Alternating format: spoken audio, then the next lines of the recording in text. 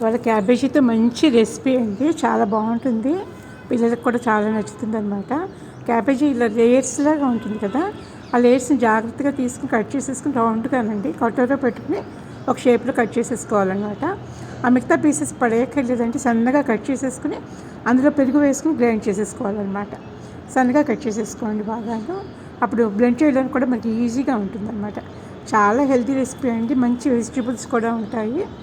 అందుకు చాలా పిల్లలకి అయితే హెల్తీ రెసిపీ అనమాట. ఆయిల్ అయితే అస్సలు పట్టదండి, స్టీమ్ మీద ఉడికించేస్తాం కాబట్టి చాలా చాలా బాగుంటుందన్నమాట. వెజిటబుల్స్ మనం ఏవి కావాలంటే అవి వేసుకోవచ్చు. నేను స్వీట్ కార్న్, క్యాప్సికము, క్యారెట్ వేసాను. ఉల్లిపాయలు కూడా కావాల్సిన వేసుకోవచ్చు అండి. ఇదేంటంటే ఒక కప్పు పెరుగు తీసుకున్నాను అనమాట. కప్పు పెరుగు వేసేసి బ్లెండ్ చేసేసాను అనమాట. మెత్తగా పేస్ట్ లాగా వస్తుంది. మెత్తగా పేస్ట్ లాగా వచ్చిన తర్వాత మనం ఒక కప్పు సూజీ రవ్వ తీసుకోవాలన్నమాట. ఒక కప్పు పెరుగు వేసేస్తున్నాను. ఈ లోపల ఏంటంటే మన వాటర్ బాయిల్ చేస్తూ ఉండగా ఒకే ఒక నిమిషం అండి, అంతకన్నా పెట్టద్దు. అంతకన్నా పెడితే కనుక చాలా స్మూత్గా అయిపోతాయి అనమాట. ఇవి జస్ట్ స్మూత్గా అయితే చాలు. 1 మినిట్ అవ్వగానే తీసేసేయండి. బాయిల్ అవుతున్న వాటర్లోనే పెట్టండి. వాటర్ బాయిల్ అయిపోయిన తర్వాత పెట్టి వెంటనే ఆఫ్ చేసేసేయండి అనమాట. లేకపోతే విరిగిపోతుంది అనమాట. మనం స్టఫ్ చేయడానికి బాగా మంచిగా రాదు. ఇట్లా రవ్వ తీసుకున్నాను కదండి, రవ్వలో ఈ బ్లెండ్ చేసింది వేసేయాలన్నమాట. ఇప్పుడు మనం మూకుడు కాలేసుకుని అందులో ఆయిల్ వేసి కొంచెం ఆవాలు వేసానండి. ఆవాలు వేగిన తర్వాత మనకు కావాల్సిన వెజిటబుల్స్ అనమాట. సాంబార్ కారం వేసాను.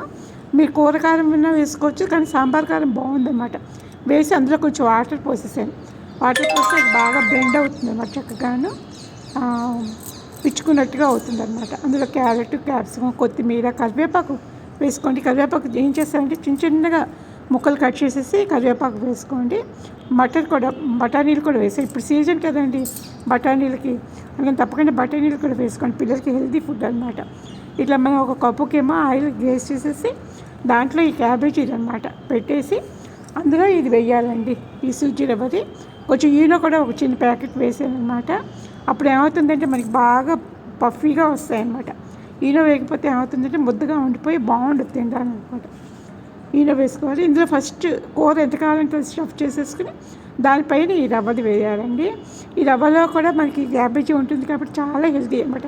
చాలా చాలా బాగుందండి. తినడానికి అయితే మాత్రం చాలా బాగుంది. రుచికి సరిపడా సాల్ట్ అయితే వేసుకోండి. కొంచెం చల్లగా అయిపోయిన తర్వాత ఇలా తీస్తే కింద క్యాబేజీ అలా వస్తుంది.